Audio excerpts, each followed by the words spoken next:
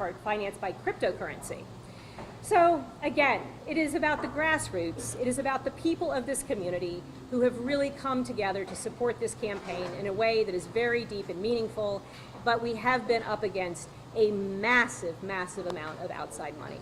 So I just want to thank everybody here, all my door knockers over here, the very diverse communities that have really stepped up and made this campaign go.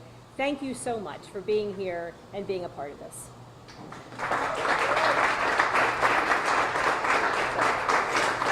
All right, I will take a couple of questions. With all that said, how are you feeling tonight? We feel very good. We have had really, really good days on the doors, and we have been knocking, we've been doing our GOTV effort really going all the way back to the weekend before early vote. And that has been very, very positive. You know, we will see, again, if you've watched any of the TV, you know, the ads have been Lucy McBath around the clock. You know, we really have been boots on the ground and turned out a really formidable field operation and field campaign. And I just want to say how extremely proud I am of this campaign and what we have done. It has been an extraordinary, valiant effort, and I really appreciate everybody doing it. Had you known ahead of time all this outside money that would be coming in, would you have changed your strategy at all? The strategy was very much designed because this outside money was going to come in, and I knew that I would never be able to raise money quite that way.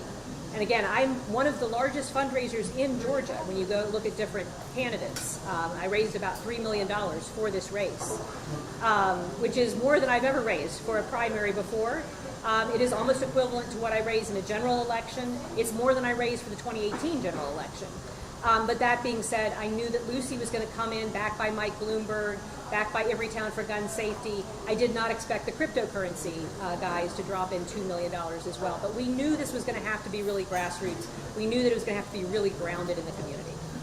Carolyn, what makes you different versus Lucy? What makes you stand out? It's very much that I love this community. You know, there are lots of issues we can talk about, lots of different focuses. But the people in this community, they have my cell phone number. Many of them do. The people in this community, we have worked together to deliver project after project, piece of legislation after piece of legislation that is deeply grounded in the needs and concerns of people here. So I introduced an abandoned malls bill, to give you an easy example, right? A very popular bill that I introduced, and that's because of Gwinnett Place Mall, right? So that we can redevelop that. Now this is a problem for the whole country, right? But it comes from what we have been discussing here and what our needs are here. Let me get somebody from somewhere else. So yeah, Kurt. Obviously there's a lot we decided tonight. Yeah. Are you guys prepared for the possibility to go for another month in a runoff? I have done 6 campaigns here. I am prepared for anything. Yes, sir. And I have done runoffs before, and absolutely, we are ready for that. It is a race that's where that field operation is very, very important, and so we have been rolling out our plans for that. You feel like you will go to a runoff, or you guys feel pretty confident between now and I don't know. We'll see what happens, but I feel very good about all the conversations that we've been having in the community. It's been very, very positive. So, all right, I'm going to get it. Yes. Key things have been central to not only your campaign, but just during your term. Coalition building, collaboration.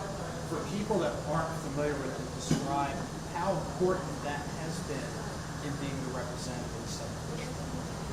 So the 7th District, as you know, is very, very diverse. And what we've tried to do as we move forward with the different projects that we're working on is to bring together people from all across the community. And that coalition building is something that happens here, but is also something that we can take to Washington to deliver for the people here. To give you, there are many examples of it, but one is the PPP extension program. It's the Paycheck Protection Program extension. It was the first piece of legislation I introduced, and it ended up passing Congress. I was one of the first members to pass legislation. And this bill, which was to help small businesses get forgivable loans, to make sure that minority-owned businesses, small businesses, could access these loans, helped 270,000 businesses in Georgia access $5 billion worth of forgivable loans. And that was a bipartisan coalition, actually. It came from this district and conversations here. and then we took it to Washington, built a bipartisan coalition, and were able to get that bill through. I feel like I'd be remiss if I didn't get a chance to ask you about the shooting today in Texas. Yes. I know that this is happened in Texas. You represent Georgia, but it's a Yeah. national issue. What would you say today, and how does that kind of change the importance of this election? It is a grievous blow to see the shooting in Texas. And I think all of us, we feel this. I'm a mother, right? And I have a son who is in elementary school.